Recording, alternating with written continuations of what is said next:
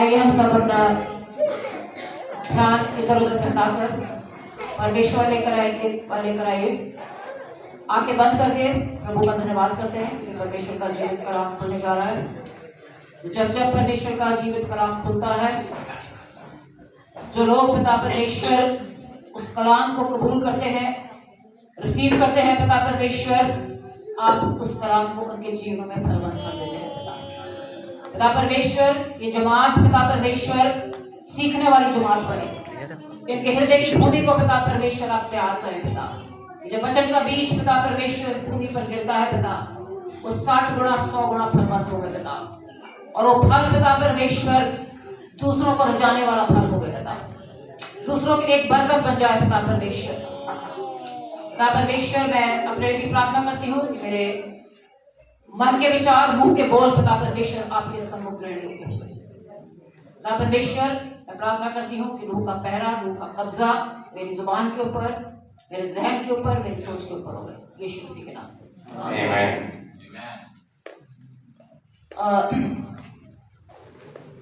मैं अपने विषय को जारी रखना है जब तक ये चीज समझ में नहीं आ जाती है कि धन्यवाद, स्तुति और आराधना एक जीवन के लिए क्यों महत्वपूर्ण है, एक इंसान के लिए क्यों महत्वपूर्ण है। मैं पिछला थोड़ा सा फिर से दोहराती हूं। एक सवाल है मेरा कि धन्यवाद क्यों जरूरी है। जब परमेश्वर की हुजूरी से हम आते हैं तो ज़बूर 16 जिसको कि आधार बनाया है, मैंने बेस बनाया है इस स्टडी का, ज़बूर 100 के आधार पर धन्यवाद एक विश्वासी के लिए, बाकी सारी जगत के लिए धन्यवाद करना क्यों जरूरी है।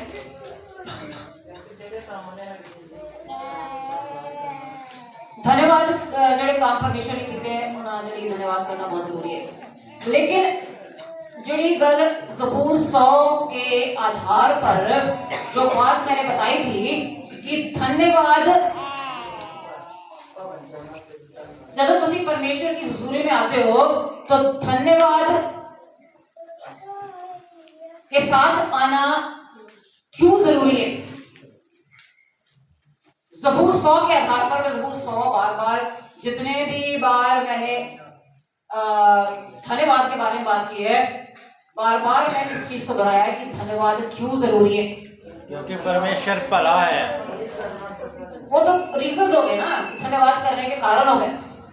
मेरा सवाल ये है कि ज़बूर 100 के आधार पर धन्यवाद क्यों जरूरी है। ज़बूर 100 के मुताबिक धन्यवाद क्या करता है। जब तो तुम धन्यवाद की भेंट लेकर आ रहे हो तो धन्यवाद क्या कर रहा है।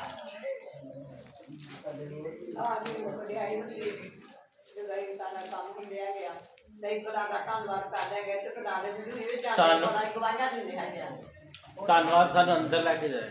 ऐसे करके मैं तुम्हारे सामने ये रखा हुआ था, ये सारा हैकल ये तंबू, मिलाप वाला तंबू जो मूसा को, जिसका नक्शा परमेश्वर ने स्वयं दिया था, क्योंकि यही वो नक्शा है जो स्वर्ग में, जो हैकल, जो स्वर्ग में परमेश्वर का भवन है ना, वो यही है। ऐसी तरह से होना है वहां पर। वही स्वर्ग का जो आराधना का तरीका है, जो प्रार्थना का तरीका है, जो सब कुछ है, उसका ब्लूप्रिंट, उसका नक्शा परमेश्वर ने मूसा को दिया था कि बिल्कुल जैसे स्वर्ग में है वैसे ही मंदिर, मेरा पवित्र स्थान इस पृथ्वी पर भी इसी तरह से होना चाहिए। परमेश्वर ने नाप के एक मेजरमेंट, एक चीज परमेश्वर ने मूसा को दसी सी। पूरा का पूरा नक्शा परमेश्वर ने मूसा को दिया है पुराने नियम में। और ये जो नक्शा था मैं तुम्हारे सामने इसीलिए आपके सामने रखा था, नक्शा ये बना के, ताकि अंडरस्टैंड कर सको कि सबसे पहली चीज जब परमेश्वर के भवन में आ रहे हैं, परमेश्वर की उपस्थिति में आ रहे हैं, परमेश्वर की हुजूरी में आ रहे हैं, तो तुसी उस जमाने में पहले मूसा के समय में क्या बलिदान चढ़ाते थे, जानवरों का।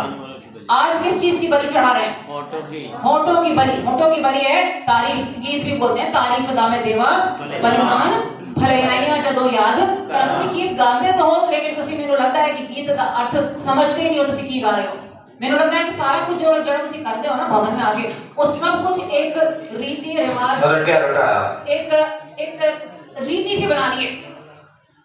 तारीफ दा मैं देवा बलिदान जो गीत गा रहे हो ये वचन के मुताबिक है, क्योंकि जब तारीफ लेकर आ रहे हो, जब धन्यवाद की भेंट लेकर आए, धन्यवाद और तारीफ दोनों बलिदान है, स्तुति रूपी बलिदान और धन्यवाद का बलिदान, ये दोनों बलिदान। आज हम जानवर लेकर नहीं आ रहे हैं, आज हम बलि के बकरे लेकर नहीं आ रहे हैं, बलि के जानवर लेकर नहीं आ रहे हैं, आज हम होठों की बलि लेकर आ रहे हैं। और वो बलि क्या है? धन्यवाद की बलि है, नंबर 1, नंबर 2 तारीफ की बलि है।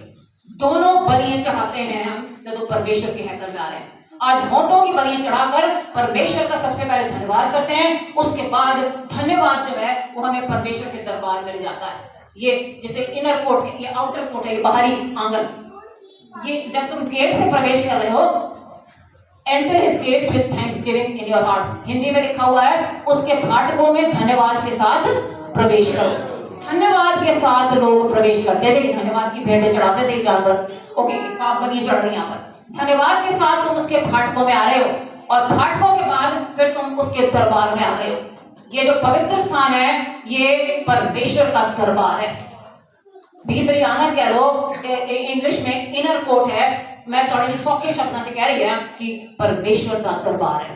ये अंदर का जो हिस्सा है भवन का, तंबू का, ये हैगा पवित्र स्थान। और पवित्र स्थान के बाद जो है वो आ रहा है अति पवित्र स्थान, और अति पवित्र स्थान में परमेश्वर की हुजूरी उतरती थी भरपूरी के साथ, क्योंकि इथे वाचा का संदूक है, इथे वाचा का संदूक इथे रखे होता सी, अति पवित्र, होली ऑफ होली प्लेसेस। और इसमें सिर्फ महायाजक साल में एक बार प्रवेश कर सकता था, बस। यहां पर याजक है, याजक जो है वो दरबार में आ गए। आज अही याजक हैं, आज अही सारे जो विश्वासी हैं, हमें क्या बनाया परमेश्वर ने? याजकों का समाज बनाया, याजकों का समाज, प्रतिष्ठित प्रजा बना दिया, याजकों का समाज है। आज हम अपनी भेंटें लेकर, बलिदान लेकर याजकों के रूप में परमेश्वर के दरबार में आ रहे हैं, अपने धन्यवाद और स्तुति लेकर। तो जब तुम मुंह खोलकर परमेश्वर का धन्यवाद करते हो, भवन में आकर, परमेश्वर की उपस्थिति में आकर, जब धन्यवाद, सबसे पहले धन्यवाद और तारीफ होनी चाहिए तुम्हारे मुंह से, क्योंकि जब धन्यवाद करना शुरू करोगे तो सीधे दरबार में पहुंचोगे। दरबार में जब आ जाओगे तो परमेश्वर की तारीफ करना शुरू कर दोगे, और जब तारीफ और धन्यवाद तुम्हारे मुंह से निकलने शुरू हो जाएंगे, तो मुंह से निकलते ही जाएंगे धन्यवाद और तारीफ, धन्यवाद और तारीफ, तो तुसी हौली हौली करके परमेश्वर के पवित्र स्थान से बिल्कुल आगे पहुंच जाओगे। पवित्र, अति पवित्र और पवित्र स्थान के बीच में एक पर्दा है। यहाँ पर वो पर्दा जब यीशु मसीह जमीन पर चढ़ाए गए थे, उसके बाद वो पर्दा जो था वो फट गया था। मनुष्य और इंसान के बीच में और परमेश्वर के बीच में जो दूरी थी वो खत्म हो गई थी। सो ये पर्दा जो था इन दोनों को अलग करता था। लेकिन इस पर्दे के सामने यहाँ पर धूप की वेदी है, धूप की वेदी है। धूप की वेदी के ऊपर थोड़ा सा मैं देख रही थी, क्योंकि मैं प्रकाश की पोथी पढ़ रही थी, तो प्रकाश की पोथी में धूप की वेदी का फिर जिक्र आ रहा है। उथे भी धूप की वेदी है, और वेदी में जो धुआं, जो मैंने पिछली बार भी तो दसिया सी कि धूप की वेदी में 2 हिस्से आटा, दो मुट्ठी आटा चढ़ाया जाता था, जो भवन में लेकर आते थे लोग, उसमें से 2 मुट्ठी आटा और लोबान और तेल डालकर इस धूप की वेदी में जलाया जाता था। मतलब सारी की सारी जितनी लोबान लोग लेकर आते थे, पूरी लोबान, जो आटा लेकर आते थे, मैदा लेकर आते थे, वो याजकों के लिए जला जाता था। उसमें से सिर्फ 2 हिस्से, छोटे हिस्से निकल रहे हैं, लेकिन धूप जो होती थी वो सारी की सारी चढ़ाई जाती थी। और जब धूप जलाई जाती थी तो धूप जो है वो आज पवित्र लोगों की प्रार्थना है। आज हम कौन सी वेदी पे धूप जला रहे हैं? धूप जो है वो हमारी प्रार्थनाएं हैं, जो परमेश्वर की हुजूरी में वो धुआं जब उठता था ना उसमें, तो ये सारा धुआं जो था यहाँ भर जाता था, धुआं ही धुआं हो जाता था, बादल, काले बादल धुएं के जब धूप चढ़ा रहे हैं, धूप जल रही है और यहाँ पर लोग प्रार्थना कर रहे हैं, वो वेदी जो थी यहाँ पर धूप वेदी, लोग जो थे वहां पर गिर जाते थे, क्योंकि परमेश्वर की भरपूरी के साथ उन बादलों में, उन धुएं में परमेश्वर उतरता था। परमेश्वर की हुजूरी उन कुरूबों के ऊपर विराजमान हो जाती थी। परमेश्वर को देख नहीं सकता था, परमेश्वर की हुजूरी तो सिर्फ परमेश्वर को देख नहीं सकते, ये जो धुआं होता था ना, ये बादल, ये जो पूरा का पूरा धुआं उस जगह को घेर लेता था। परमेश्वर उस धुएं में, उन बादलों के बीच में उसकी हुजूरी भरपूरी से उतरती थी, महिमा उतरती थी परमेश्वर की। उस महिमा को कोई देख नहीं सकता था क्योंकि वो धुएं के बीच में एक दीवार सामने खड़ी रहती थी। क्योंकि परमेश्वर इतना पवित्र परमेश्वर है, इतना पवित्र परमेश्वर है कि मूसा तक परमेश्वर को, जो परमेश्वर के साथ निरंतर चल रहा था, जिससे परमेश्वर बातचीत कर रहा है, मूसा तक परमेश्वर को आमने सामने नहीं देख पाया। परमेश्वर ने अपनी पिठ दिखाई, परमेश्वर ने कहा तुझे मेरे को देखेगा सामने से तो तू भस्म हो जाएगा। तू इतना मेरा इतना तेजो में परमेश्वर हूँ, इतना मतलब इतना मेरा तेज है, इतना प्रकाश है कि तू मेरे प्रकाश के सामने खड़ा नहीं रह सकता, तो भस्म हो जाएगा, खत्म हो जाएगा। सो परमेश्वर ने अपनी पिठ दिखाई सी मूसा। सो परमेश्वर कितना पवित्र परमेश्वर है। यही तो परमेश्वर को बहुत हल्के से ब्रदर विवेक ने भी ऐसी चीज के ऊपर जो प्रचार किया था कुछ दिन पहले, एक कोई चीज उन्होंने बड़ी मतलब बहुत महत्वपूर्ण कही कि परमेश्वर नो अही जी कौम है, मसीह कौम जी है वो बहुत हल्के से लेती है। अही पहचानती नहीं कि परमेश्वर कितना पवित्र पवित्र और अति पवित्र परमेश्वर है। मतलब जब परमेश्वर की महिमा उतरती थी ना, परमेश्वर बादलों में जब बादल उतरते थे तो लोग इतनी दूर खड़े हो जाते थे, गिर जाते थे। मूसा इब्राहिम हर कोई परमेश्वर की उपस्थिति में गिर जाता था मुंह के बल। सो ये जो है जब तुसी तारीफ करना, अच्छा और मैं फिर से धन्यवाद जो है वो धन्यवाद किस लिए होता है? जो बरकतें तानू परमेश्वर दे रहा है। धन्यवाद किस लिए कर रहे हैं? धन्यवाद जो काम परमेश्वर हमारे जीवन में कर रहा है, जो बरकतें रोज खा रहे हैं, जो पहन रहे हैं, जहां रह रहे हैं, जो चंगाई तानू दे रहा है, बरकतें दे रहा है। एक सांस जो आज ले रहे हो वो परमेश्वर की दी हुई बरकत है। पहचानते ही नहीं इस चीज को। कई चीजों को तो हम फॉर ग्रांटेड ही लेते हैं। वो चीज जब हट जाती है ना, सामने से मिलनी बंद हो जाती है, फिर पता लगता है उस चीज का मोल, फिर पता लगता है उस चीज की कीमत। सो अही सामने सब कुछ मिलता जा रहा है। ऐसे चीज की वैल्यू, चीज की कदर करना इंसानों ने बंद कर दिया है।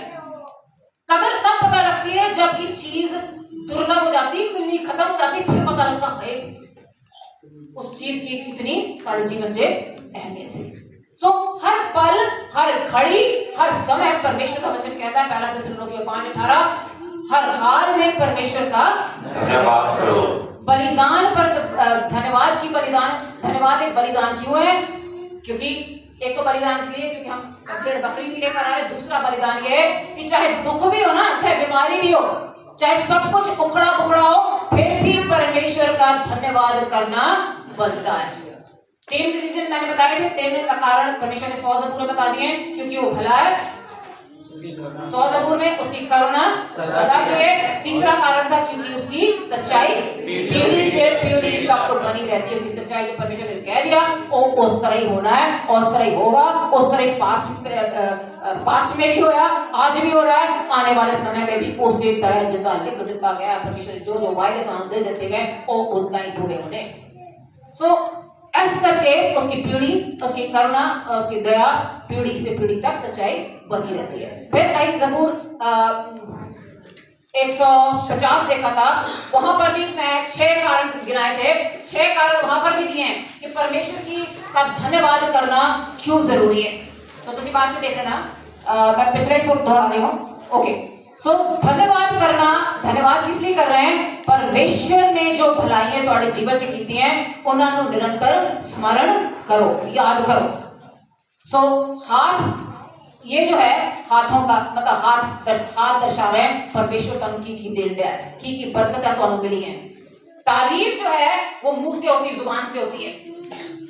धन्यवाद हाथों में जो तुम्हें मिला है, जो तुम्हारे हाथों से जो परमेश्वर ने बरकतें दे देती हैं उन्होंने धन्यवाद करो। उसके बाद जुबान से ओदी तारीफ करना शुरू कर दो। तारीफ करो परमेश्वर कौन है? राजाओं का राजा है, प्रभुओं का प्रभु है, सर्वशक्तिमान है। यहोवा ये नहीं परमेश्वर तुम्हारी सारी जरूरतों को पूरा करने वाला, यहोवा निसी परमेश्वर है, तुम्हारे पक्ष से लड़ने वाला परमेश्वर। वो बार बार कहता है युद्ध मेरा, युद्ध तो आना नहीं है, युद्ध मेरा है। यहोवा निसी परमेश्वर है, यहोवा शालोम परमेश्वर है। परमेश्वर के नाम चेते करो, परमेश्वर की शख्सियत को पहचानो, परमेश्वर कौन है उन्हें जानो। वचन को पढ़ो, जितना वचन को पढ़ोगे खोलोगे उतना तुम्हें पता लगता जाएगा कि परमेश्वर, जिस परमेश्वर की उपासना करते हैं वो परमेश्वर कौन है। और जितना तुसी जानने लगोगे उतना ही तुसी परमेश्वर का भय तुम्हारे अंदर, मतलब डर नहीं, भय जो होता है ना परमेश्वर का, वो भय डिफरेंट किस्म का होता है। एक तो डर होता है, डर जो होता है वो नकारात्मक होता है, लेकिन परमेश्वर का जो भय होता है ना, वो उसकी पवित्रताई, उसकी जो महानता को देखते हो, वो बड़े बड़े काम को देखते हो अपने जीवन से की उन्हें कीता और की करे है, तो मन अंदर से मतलब डरता नहीं है, तुसी मतलब एक इज्जत तोड़े अंदर बढ़ने लगती है। जितना परमेश्वर की महानता को पहचानते हो, उतना ही तोड़े अंदर परमेश्वर के लिए इज्जत और मान जो है ना, सम्मान, वो बढ़ने लगता है। वो तारीफ हो गई है, तारीफ हो गई। परमेश्वर कौन है वो जुबान से तुसी तारीफ करते हो। तो तारीफ किस तरह मैं कह रही थी ना कि आराधन जब गीत बोलते हैं, तारीफ का मैं देवा बलिदान या तारीफ जब गीत बोलते हैं, परमेश्वर की तारीफ करते हैं, तेरी सिफतां दे गाना गीत, शुक्र खुदा, ये सारे जो सिफतां के गीत हैं, तारीफ के गीत हैं, ये तारीफ अहीं मुंह से कर रहे हैं। तो तारीफ मैं ज़बूर हर 150 में ही बताया था कि तारीफ तुसी मुंह से जुबान से करते हो, तारीफ तुसी हाथ उठा के कर सकते हो, तारीफ तुसी साज बजा के कर सकते हो, तुसी वीणा बजा के कर सकते हो, ढोलक बजा के कर सकते हो, साज बजा के कर सकते हो। तारीफ करने के तुम्हारे अंदर की जो खुशी है ना, उसको प्रकट करने के लिए तुसी अलग अलग तरीके से परमेश्वर की सिफतां कर सकते हो। नाच के कर सकते हो, नच के भी कर सकते हो, गा के भी कर सकते हो, बजा के भी कर सकते हो, चिल्ला के भी कर सकते हो, ऊंची आवाज में पुकार के भी कर सकते हो। परमेश्वर की तारीफ करने के अपनी खुशी, मतलब जो इब्रानी शब्द है ना, वहां पर वो तहिलो है। तहिलो जो है उसके बहुत कई अर्थ में देख रही थी। यूनानी इब्रानी भाषा में तहिलो जो शब्द है उसके कई अर्थ हैं। उसमें चिल्लाना भी है, उसमें चीखना भी है, चिल्लाना भी है, shout to the lord, joyful shout, आनंद से चिल्लाना है, उसमें नचना भी आ जाता है। उसमें मतलब तुम्हारे अंदर इतनी खुशी है परमेश्वर को जब तुम जानने लगते हो ना, कि तुम्हारी खुशी जो है वो अंदर मतलब वो नहीं कर पाते हो, वो निकलने लगती है, उमड़ने लगती है तुम्हारे अंदर खुशी। कई कूदने लगते हैं, कई जंप कर रहे हैं, कई मतलब अखा बंद करके हाथ उठा के पुकार रहे हैं परमेश्वर को। अलग अलग तरीके हैं तारीफ करने के, कोई एक तरीका नहीं है, कई तरीके बाइबल में दिए गए। हाथ उठा के भी तारीफ कर सकते हो। लेकिन तारीफ के बाद जब तुम तारीफ करने लगते हो, चिल्ला रहे हो, ऊंचे स्वर से परमेश्वर को पुकार रहे हो, उसकी बढ़ाई कर रहे हो, उसके बाद जब तुम रियलाइज करते हो, पहचानने लगते हो, एहसास करते हो कि परमेश्वर कौन है, उदों कई बार थोड़े को शब्द भी गिर जाते, केवल आंसू ही गिरते हैं अखां चों। वो चीज है, वो है आराधना। जदों थोड़े अंदर आराधना में हृदय आ जाता है। धन्यवाद में हाथ है, ठीक है, याद रखो 3 चीजें। धन्यवाद, हाथ उन बरकतों के लिए जो परमेश्वर दे रहा है। तारीफ जुबान से है, तारीफ तुसी जुबान से कर रहे हो। तारीफ तुसी मुंह बंद करके नहीं किसी की तारीफ कर सकते। कोई सुंदर लग रहा है, कोई स्मार्ट लग रहा है, तुसी उसको ऐसे नहीं देख ही नहीं जाओगे, तुसी कहोगे यार स्मार्ट लग रहा है, तू सुंदर लग रहा है। सो तारीफ हमेशा मुंह से की जाती है। परमेश्वर की भी तारीफ जब करोगे तो उसे ऐसे नहीं कर सकते अपने अंदर के अंदर, मतलब मैं मन में क्या लिखूं, मुंह खोल के परमेश्वर की तारीफ की जाती है। सो तारीफ मुंह खोल के ऊंची आवाज में होती है। उसके बाद तीसरी चीज जुबान आ गई। उसके बाद जब वर्शिप का सवाल आता है, वर्शिप जेड़ी है ना, आराधना जिसे हम कहते हैं, आराधना जेड़ी है वो दिल जब थोड़ा बिल्कुल कायल हो जाता है परमेश्वर के सामने, दिल बिल्कुल जिसे सरेंडर कहते हैं, दिल समर्पित हो जाता है। सब कुछ तुसी परमेश्वर के चरणों से उंडेल देते हो, अपना सब कुछ तुसी कह देते हो परमेश्वर मैं नहीं केवल तू है, जो तू कहेगा वही मैं करूंगी, जो तू चाहेगा मेरे जीवन से वही होगा, मेरी नहीं परमेश्वर। जैसे यीशु मसीह समय के बाद में क्या करें, मेरी नहीं, मैं तो चाहता हूं, मैं ये चाहता हूं, लेकिन मेरी नहीं तेरी इच्छा पूरी हो। ये है वर्शिप। ये है वर्शिप में सबसे इंपॉर्टेंट चीज जो आ जाती है। जब वर्शिप को मैं सर्च कर रही थी कि आराधना क्या है, डिक्शनरी में भी देखा, वर्शिप के बारे में और भी देखा, तो वर्शिप के बारे में देखा कि वर्शिप है क्या। सो वर्शिप का बाइबल में कोई बता सकता है सबसे पहला हवाला कहां आता है आराधना का? वचन में आराधना शब्द जड़ा है ना, वो पुराने नियम में किथे ये शब्द आता है? दस्या भी होगा मैंने, तो पता क्या होगा, कोई जो अपना दिमाग थोड़ा सा जोर लगा के गैसी कर लो, अंदाजा ही लगा लो कि पहली बारी आराधना शब्द बाइबल में कितने आता है? पुराना नियम है नहीं। चलो तुसी तो कई बार होगा उत्पत्त, लेकिन उत्पत्त सही है, लेकिन उत्पत्त में जो तुसी मुझे थोड़ा जा और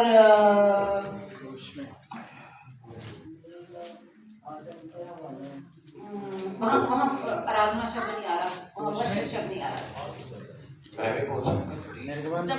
जब किसी आप पढ़ेंगे भाई की 5। हाँ जी भाई की 5 चीनी मारी बाई दी 5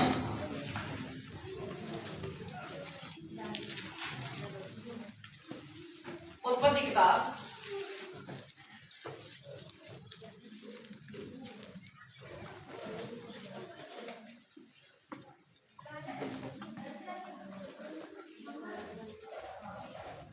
पढ़ दो कोई। और उसने अपने सेवकों से कहा, गधे के पास यहीं ठहरे रहो, ये लड़का और मैं वहां तक जाकर और दंडवत करके फिर तुम्हारे पास लौट आएंगे। ओके, यहाँ पर दंडवत करके है, लेकिन इंग्लिश की बाइबल में, अंग्रेजी की बाइबल में वहां पर शब्द वर्शिप लिखा हुआ है।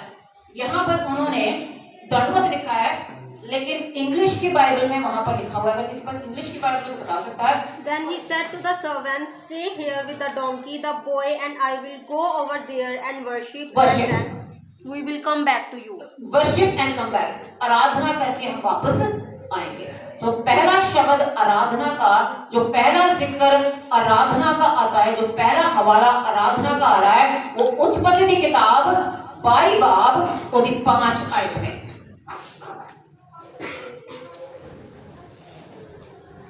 हिंदी की बाइबल में, पंजाबी की बाइबल में क्या शब्द लिखा है वहां पर? पंजाबी में क्या लिखा है? मत्था टेकना। हिंदी में दंडवत। ये सारे सही हैं। आराधना, मत्था टेकना, मत्था भी जब तुम टेक रहे हो तो नीचे गिर के ही टेकते हो ना, जमीन के ऊपर सिर रख के। मत्था टेकना, दंडवत करना, ये तीनों एक ही चीज है। इससे पहले भी एक जगह पे जिक्र आ रहा है। I think that was the first reference in Genesis chapter 4. When created the same thing in Hebrew in the other languages. 18 में देखो, यहाँ पर परमेश्वर इब्राहिम को प्रकट होता है, उसको बरकत दे रहा है, उसके साथ वाचा मांग रहा है।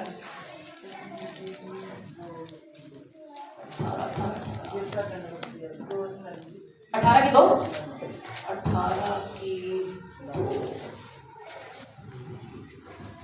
हाँ, 18 की 2 में भी है। 18 की 2 में कड़ी धूप के समय तंबू के द्वार पर बैठा हुआ था इब्राहिम, तब यहोवा ने उसे दर्शन दिया। उसने आंख उठाकर दृष्टि की तो क्या देखा? और खिड़की खोल लो यार, पखा काम नहीं मिला। 3 पुरुष उसके सामने खड़े। जब उसने, पढ़ दो प्लीज। उसने आंख उठाकर दृष्टि की तो क्या देखा कि 3 पुरुष उसके सामने खड़े हैं। जब उसने उन्हें देखा तब वह उनसे भेंट करने के लिए तंबू के द्वार से दौड़ा और भूमि पर गिरकर दंडवत उसने दंडवत की, क्योंकि उसमें से एक जो है वो परमेश्वर का पुत्र यीशु है। 3 दूत है, वो परमेश्वर का दूत है, लेकिन परमेश्वर का दूत पुराने नियम में यीशु को रेफर कर रहा है, यीशु को दर्शा रहा है। एक जगह पे और भी है जहाँ पर उसके साथ वाचा बांधता है परमेश्वर उसके साथ, वहां पर भी वो आगे दंडवत करता है। सो 3 हवाले हैं ये जो शब्द जो है ना, आराधना शब्द जो सबसे पहले आ रहा है वो उत्पत्ति 22:5 में आ रहा है, और वही शब्द सेम चीज इब्रानी भाषा में यहाँ पर भी वही शब्द इस्तेमाल किया गया है, और वो शब्द है शौखो। वही शब्द इब्रानी भाषा में तीनों जगह दंडवत करना, गिरना, मत्था टेकना, वर्शिप करना, ये तीनों एक कोई चीज है। मतलब यूं कह लो कि आराधना की परिभाषा जो है, आराधना का जो मतलब है वो यही है, परमेश्वर के आगे झुक जाना, परमेश्वर के आगे गिर जाना, अपने आप को इन्ना नीवा कर देना कि उस तो नीवे तुसी हो ही नहीं सकते। इन्ना अपने आप को नीवा करना, पूरी तरह से परमेश्वर के आगे गिर जाना। यूनानी भाषा में, ग्रीक भाषा में, पिछले संडे में दस वर्ड सीखा प्रोस्क्यून्यू, पता नहीं याद है कि नहीं है। प्रोस्क्यून्यू नए नियम में वही शब्द है, गिरना, मुंह के बल गिर जाना, परमेश्वर की हुजूरी में, यीशु मसीह की हुजूरी में जब गिर रहे हैं वहां पर वो शब्द जो इस्तेमाल किया गया है वो, क्योंकि नया नियम यूनानी भाषा में है और पुराना नियम जो है वो इब्रानी भाषा में, मतलब दोनों का एक कोई है।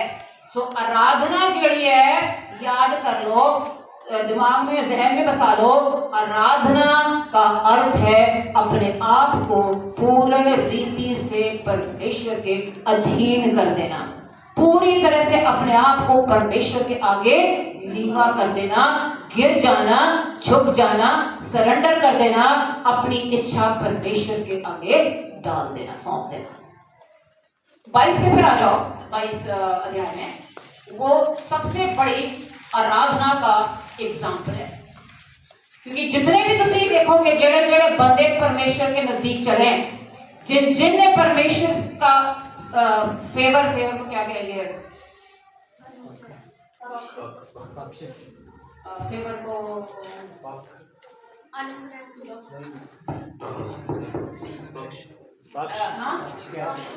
पक्ष, परमेश्वर का फेवर को पक्ष नहीं होगा, परमेश्वर की कृपा कह लो, आई थिंक कृपा, अनुग्रह कह लो। जिन लोगों ने परमेश्वर की कृपा पाई है, या परमेश्वर की कृपा दृष्टि में रहे हैं, या परमेश्वर के अनुग्रह हेठ रहे हैं, फॉर एग्जाम्पल दाऊद, इब्राहिम का एग्जाम्पल है सबसे बड़ा, दाऊद है,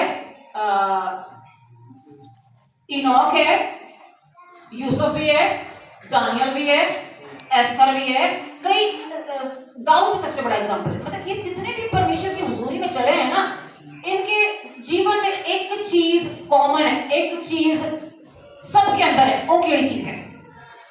इब्राहिम से लेकर दानियल तक आ जाओ, एक चीज है इन्हां दे जीवन च, वो केड़ी चीज है? विश्वास। ते नंबर 1 जड़ी है वो आज्ञाकारी है, ओबीडियंस। सो वर्शिप जड़ी है, आराधना जो है वो आज्ञाकारी है। जदों तुसी आज्ञाकारी में चलना शुरू कर देते हो, ओबीडियंस में चलना शुरू कर देते हो, सबसे बड़ी वर्शिप का एग्जाम्पल वही है, आज्ञाकारी। अब यहां पर परमेश्वर ने इब्राहिम को क्या हुक्म दिया था 22 में? एक तो उसको कितनी देर के बाद बेटा मिला, कितने साल के बाद मिला था इब्राहिम को बेटा? 25 साल के इंतजार के बाद इब्राहिम को बेटा मिला, इसहाक। परमेश्वर क्या कह रहा है उसे? और परमेश्वर कह रहा है कि इस बेटे से बहुत बड़ी जाति बताऊंगा, बहुत बड़ी जाति बनेगी। लेकिन परमेश्वर क्या कह रहा है इब्राहिम से? तू इसको बलिदान चढ़ा दे, उसको बलिदान चढ़ा।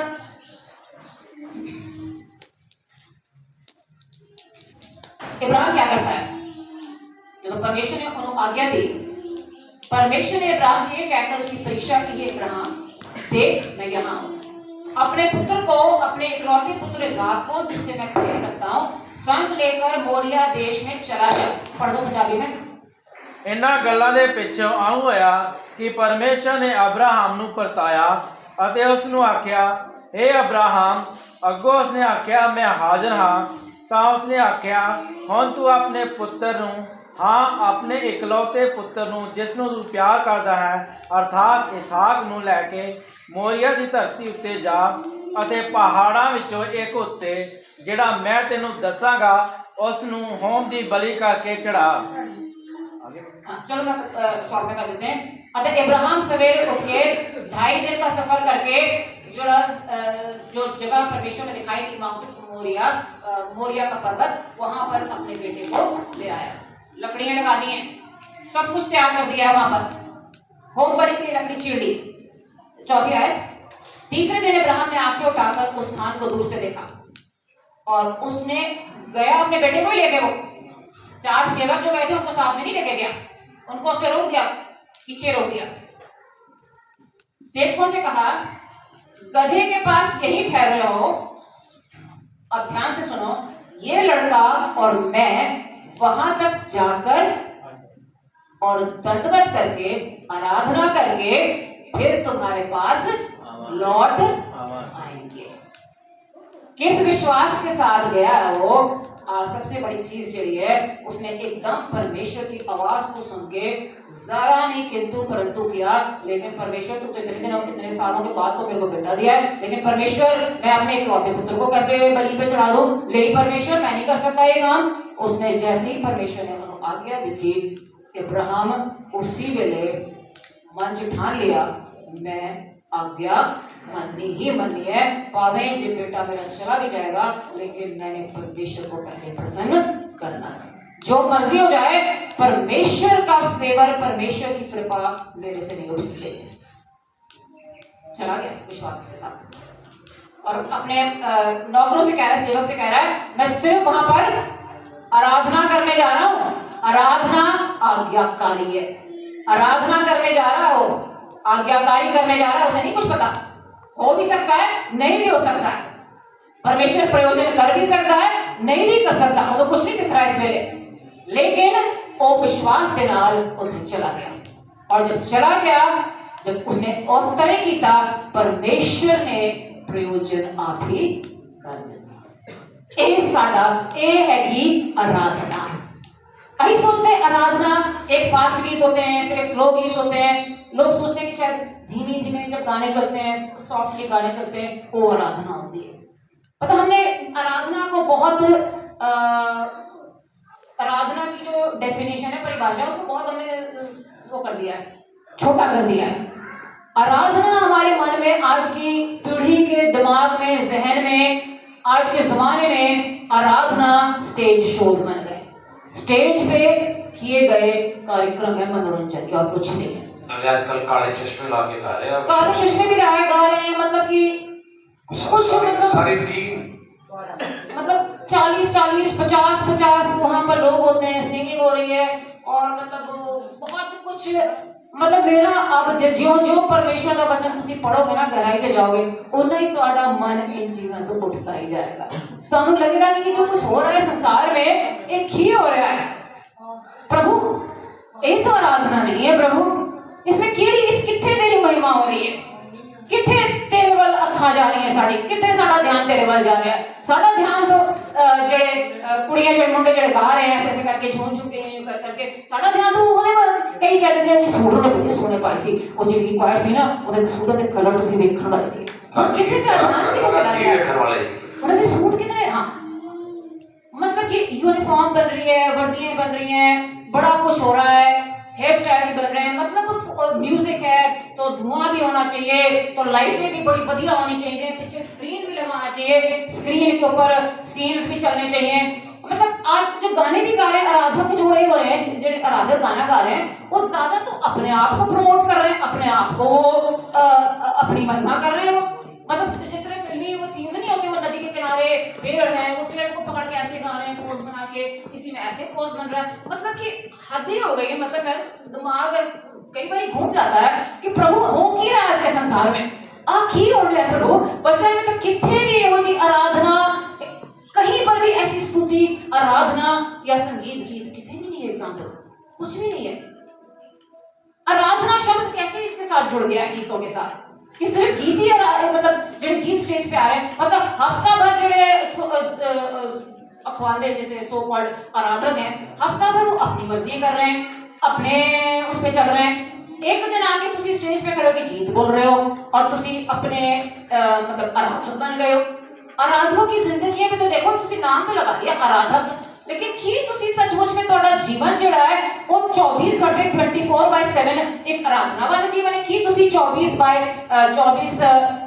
घंटे मतलब हफ्ता भर की तुसी परमेश्वर की हुजूरी च रह रहे हो कि परमेश्वर को खोज रहे हो कि उसकी आज्ञा को मान रहे हो कि उसकी आज्ञा की पालन कर रहे हो। अगर आज्ञाओं को पालन ही नहीं कर रहे, आज्ञाओं पर चल ही नहीं रहे, अपनी मन मर्जियां कर रहे हो 6 दिन, 7वें दिन तुसी आराधना कर रहे हो, वो आराधना जड़ी है वो दिखावा है, सिर्फ वो परमेश्वर की हुजूरी में कभी भी कबूल नहीं हो सकती। आराधना वो है जब तुम आज्ञाकारी में चल रहे हो, निरंतर आज्ञाकारी में चल रहे हो, लगातार परमेश्वर की आवाज को सुन रहे हो, परमेश्वर की हुजूरी में हो और परमेश्वर की उपस्थिति में जब आते हो, वो आराधना थोड़ी धुएं के समान परमेश्वर की कुप्पी में, परमेश्वर की हुजूरी जिथे परमेश्वर का स्वर्ग सिंहासन है, वो थोड़ी प्रार्थनाएं परमेश्वर वाल पहुंचेंगी। वो थोड़ी चिल्लाहट थे, थोड़ी दुहाई जड़ी है ना परमेश्वर की हुजूरी में वही पहुंचती है प्रार्थनाएं, जड़ी दिल की गहराइयों से की जाती है, जड़ी दिल के टूटे दिल के जो आना है परमेश्वर के सामने, अपनी कोई खूबी अपनी कोई लियाकत लेके नहीं आनी है। टूटा मन परमेश्वर के सम्मुख ग्रहण योग्य कुर्बानी है। दीन ते टूटा हुआ मन, अपनी कोई घमंड, अपनी कोई अचीवमेंट, अपनी कोई लियाकत तुसी लेकर परमेश्वर की हुजूरी से नहीं आ सकते। वो आराधना नहीं है। वो आराधना जड़ी है ना वो तो फरीसियों वाली आराधना हो गई है, फकी फरीसियों वाली जो आराधना होती है, मतलब उनका धर्म जो था वो दिखावे का ज्यादा धर्म था। आज जो है ना वो क्या कहते हैं रिलीजियस स्पिरिट, धर्म की आत्मा। आज मतलब ज्यादातर जो क्रिश्चियंस है या मसीही है उनके अंदर वो धर्म की आत्मा है। धर्म की आत्मा क्या होती है? धर्म की आत्मा जो होती है मतलब वो सारे धर्म के काम करने, तो सारे धर्म के काम तो कर रहे हो, लेकिन वो जी असली जो धार्मिकता है ना वो अंदर है ही नहीं है। मतलब कि परमेश्वर को तुसी प्रसन्न किथे करते हो ना, मन किथे, मन कहीं और है। सेवा तुसी जरूर कर रहे हो, परमेश्वर की हुजूरी में आके उसकी सेवा कर रहे हो, लेकिन थोड़ा एटीट्यूड क्या है, कहाँ है, स्वभाव थोड़ा क्या है, स्वभाव क्या है। मतलब परमेश्वर थोड़े मन को चेक करता है, थोड़े अंदर झांकता है, परमेश्वर थोड़े एक एक विचार को जानता है। दाऊद को क्यों परमेश्वर कहता है ये तो मेरे मन के दिल का टुकड़ा है, ये मेरे मन के हृदय के मुताबिक बंदा है। क्यों? क्योंकि गलतियां भी करता था, लेकिन वो फिर पश्चाताप करके परमेश्वर के सामने झुक जाता था। मतलब निरंतर पश्चाताप में रहता था, मतलब निरंतर पश्चाताप में रहता था, मतलब कि वो जदों भी देखो गलती हुई, सबसे बड़ी गलती तो एक ही सी, लेकिन उसके बाद वो इन्ना टूटा, इन्ना पश्चातापी होया कि बार बार मतलब परमेश्वर से प्रार्थना कर रहा है कि परमेश्वर अपनी हुजूरी मेरे से अड़ ना होने दे। प्रभु तेरी हुजूरी मेरे से अड़ ना हो जाए। जब तेरी हुजूरी मेरे से हट गई, तेरी हुजूरी मेरे से अड़ हो गई, तो मैं तो कुछ भी नहीं। और कितने गीत भजन उसने लिख दिए दाऊद ने, कितने सुंदर गीत भजन लिखे। अगर जबूर 146 से लेकर 150 तक देखें ना जबूर की पोथी, तो सिर्फ ऐसी नोट ही कर लो, अपने फ्री टाइम में देखना। जबूर 146 से लेकर 146 से लेकर 150 साम्स, 46, 47, 48, 49, 50, पांच जो आखिर की जबूर है ना, वो शुरू भी हो रहे हैं यहाँ की स्तुति करो और एंड भी हो रहे हैं यहाँ की स्तुति करो। यहाँ यहोवा की स्तुति करो। 5 के 5 जबूर, उससे पहले जो है वो प्रार्थना है। ज्यादातर दाऊद की, प्लीज अपने फोन को स्विच ऑफ कर दो। जो पहले वो प्रार्थना है दाऊद की भी है, मूसा की भी है, असाफ की भी है, कोरा वंशियों की भी है जबूर लिखे हुए।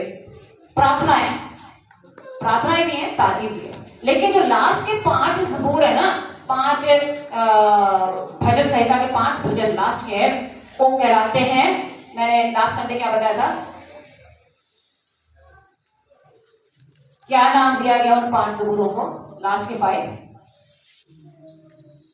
देखती हूँ कितना कम याद रहता है जब बोला जाता है। लास्ट के 5 जबूरों को क्या कहा जाता है? जबूरों को क्या कहा गया है? एक टाइटल मैं तो दस ऐसी, हलेल, HALLEL, हलेल। सो 5 जबूर लास्ट के क्या है? हालेलुया के जबूर। हालेलुया के जबूर। हालेलुया 2 शब्दों से जोड़कर बना है, हालेल और यहा। हालेल प्लस यहा। हालेल का मतलब होता है तारीफ और यहा का मतलब होता है यहोवे, यहोवा, जो सबसे ऊंचा नाम परमेश्वर का, यहोवा। सब तो उत्तम, आला, ऊंचा नाम परमेश्वर का पर्सनल नेम जो है निजी नाम जो है वो है यहावे, यह। सो उसको छोटा करके यह, हालेलुया, जिसको हम कहते हैं हालेलुया, हालेलुया। जब इकट्ठा करके बोलो तो हालेलुया, हालेलुया, जिसको हम बोलते हैं, इसका अर्थ है परमेश्वर यहोवा की तारीफ हो। सो ये 5 के 5 ज़बूर जो है ये हालेलुया साम्स या हालेलुया ज़बूर कहलाते हैं, क्योंकि पांचों के पांचों तारीफ के ज़बूर है। 5 के 5 शुरू में भी तारीफ, अंत में भी लास्ट सेंटेंस भी है यहोवा की तारीफ हो, यहोवा की स्तुति हो। खत्म हो रहे हैं यहोवा की स्तुति हो। इना मतलब की दर्शा रहा है, ज़बूर की दर्शा रहा है, एंडिंग की शो कर रहे हैं कि लास्ट में सबसे इंपॉर्टेंट चीज केड़ी है, केड़ी चीज है जेडी महत्वपूर्ण है, जेडी ज़बूरों को एंड कर रही है, जेडी साडी जिंदगी की जेडी अंत में जो निचोड़ है वो यही है। जिंदगी का मकसद ही यही है। प्रार्थनाएं कर लो, सब कुछ कर लो, यहोवा के आगे दुहाई दे लो, लेकिन अंत यही है। 5 ज़बूर क्या कह रहे हैं, बार बार क्या कर रहा है, अल्टीमेटली यहोवा की स्तुति ही साडे जीवन का मकसद है। ये शो कर रहे हैं कि यहोवा दे उत्ते कोई परमेश्वर नहीं, यहोवा जिहड़ा है वो सब तो उत्तम है, वो दे उत्ते ना कोई था ना कोई होगा, वही सब कुछ रचने वाला, सृष्टि का सृजनहार, तारनहार, पालनहार वही है। ओदे बगैर एक परिंदा भी दरख्त तो नहीं गिर सकता, एक बाल थोड़ा चिट्टो का काला चिट्टो नहीं हो सकता। एक चीज यहोवा दे शासन, प्रधान, हुकूमतें किसके अधिकार में, किसके नियंत्रण में, परमेश्वर। जो कुछ आज हो रहा है कि परमेश्वर नहीं जानता, युद्ध लगा हुआ है, परमेश्वर को नहीं पता, परमेश्वर सब कुछ जानता है, परमेश्वर होने भी दे रहा है। पीछे जो कुछ भी होने दे रहा है उसके पीछे कोई ना कोई परमेश्वर की योजना है, कोई ना कोई मकसद है। परमेश्वर चाहे तो एक दिन के अंदर तख्ता पलट सकता है। हुकूमतें परमेश्वर के सामने कुछ नहीं है। राजा महाराजा बड़ी बड़ी सभ्यताएं परमेश्वर के आगे घुटने टेक गई। नबूकदनेस्सर वाला राजा जदे बाबुल का राजा, बाबुल किसी टाइम में सबसे बड़ा एम्पायर होता था, सबसे बड़ा राज्य होता था, उसके बराबर को कोई उसके सामने कोई टिकता ही नहीं था, कोई राज टिकता ही नहीं था। परमेश्वर ने पौधे भी घुटने टिका दिया, घाव चटा दिया, जानवर का बना दिया। तो सारा का सारा जितने बड़े बड़े एम्पायर जो परमेश्वर के सामने खड़े हुए, परमेश्वर ने मिनटों मिनटी चुटकियां चे किथे मिस्र का राज सीगा, परमेश्वर ने मिनटों मिनटी गायब कर दिया। आज कोई मिस्र का राज नहीं जाता, कोई बाबुल का कोई अता पता नहीं है, बाबुल किथे था, किथे बड़ी कथाएं थी उसके बारे, बड़ा सारा इतिहास सीगा। आज बाबुल का कुछ नहीं पता। यूनान सभ्यता किसी टाइम में, ग्रीक की सभ्यता चोटी पे थी, बुलंदियों पे थी, आज छोटा सा एक देश ही बन के रह गया, कुछ नहीं, कोई नहीं पहचानता कोई। मतलब परमेश्वर मिनटों मिनटी कुछ भी करने दी योग्यता रखता है, कुछ भी पलट सकता है, कुछ भी बदल सकता है, एक सेकंड के अंदर कुछ से कुछ हो सकता है। मतलब अल्टीमेटली जो ये चीज है अंत में वो यही है कि परमेश्वर की प्रभुता के आगे सानू घुटने टेक देने चाहिए, अपने हाथ खड़े कर देने चाहिए। जब तुसी आराधना से आ रहे हो, जब तुसी परमेश्वर का धन्यवाद कर रहे हो, परमेश्वर की कई बार यही मतलब लोगों की वो करने लगते हैं, लोगों की परस्तिश ज्यादा करते हैं, आराधकों की परस्तिश करते हैं। कोई आराधक आ रहा है तो लोग की बढ़ चढ़कर कोई नाम आ जाएगा, अरे मती तेजी आ रहा है, मती तेजी और मती तेजी, सारी दुनिया मती तेजी को सुनने के लिए पहुंच जाएगी। ओ रोहित क्या नाम उसका,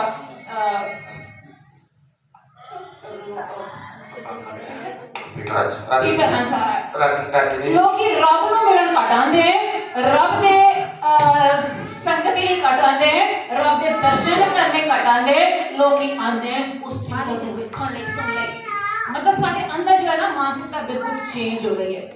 एक छोटी बात दसने, एक वार्डन बीचर करके एक प्रचारक होता है, बड़ा मशहूर था अपने टाइम में, 18वीं शताब्दी में। वार्डन बीचर बड़ा जबरदस्त प्रीचर होता था, मतलब उसको लोग बड़ा सुनने आते थे, बड़ा प्रचारक सी। प्रचारकों की पर्सनैलिटी देखने के लिए ज्यादा आते हैं लोग, रब को कट देखते हैं, प्रचारकों वाल ज्यादा साड़ी अखा लगी। रब वाल कट कोई नाम किसी का मशहूर हो जाए, उसी वेले वहां पर पहुंचते देखने के लिए, दर्शन करने के लिए। सो मॉडर्न टीचर सीगा वो मतलब अपने टाइम का बड़ा प्रचारक सी का और मतलब बड़ी काफी बड़ी सारी संगत सी।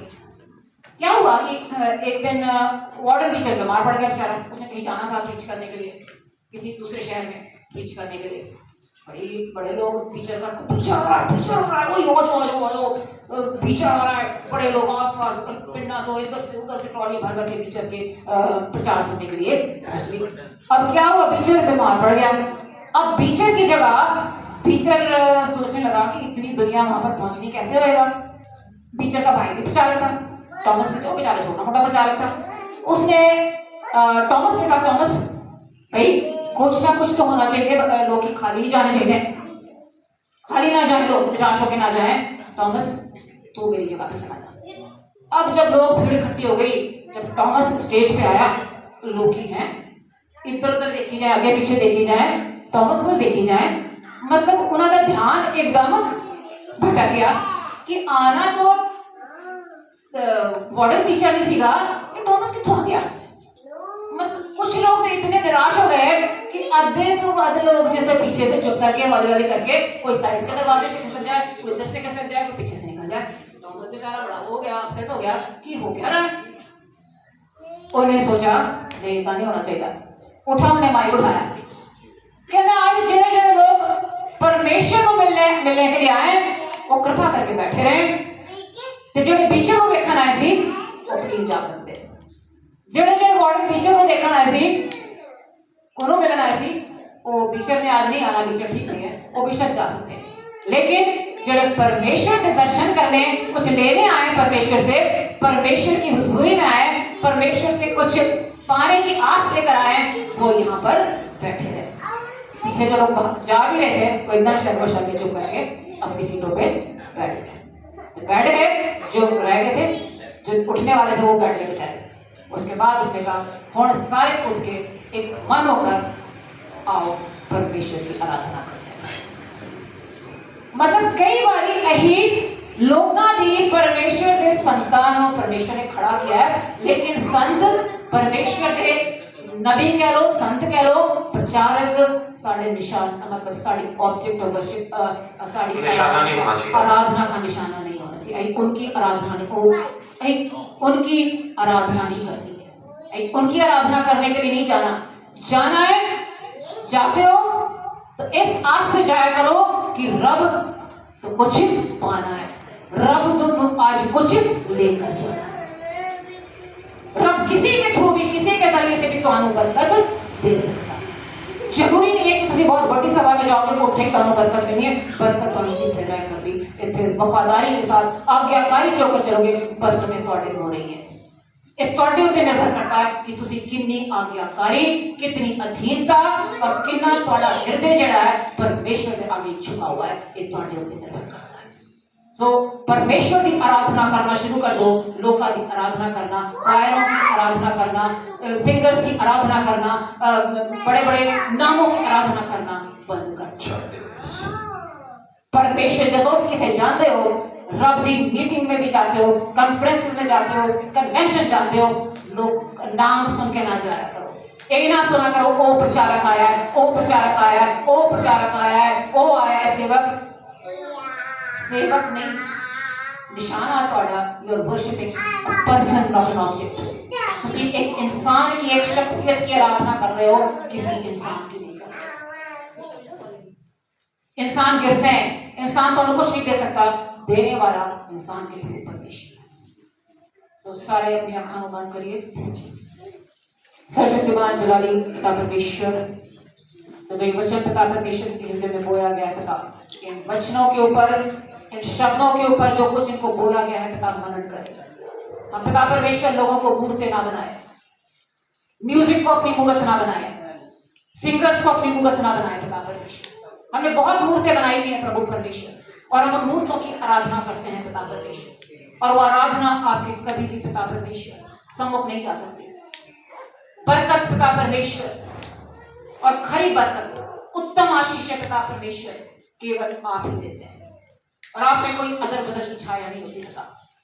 पिता परमेश्वर की सच्ची आराधना करना सीखे, आज्ञाकारी सीखे, जिस तरह से पिता परमेश्वर इब्राहिम ने मिसाल दी है, नूह ने पिता परमेश्वर मिसाल दी है, दाऊद ने वो मिसाल दी है पिता, तेरे बड़े बड़े लोगों ने पिता परमेश्वर मिसाल दी है पिता परमेश्वर, हमारे सामने पिता परमेश्वर, वो सारे एग्जाम्पल्स है पिता, जो लोग तेरे साथ पिता परमेश्वर अधीनता में चले, जिन्होंने अपनी इच्छाएं पिता परमेश्वर, अपनी मर्जियां पिता परमेश्वर, अपने धन, अपनी दौलत, अपनी संपत्ति सब कुछ तेरे चरणों में उड़ेल दिया पिता।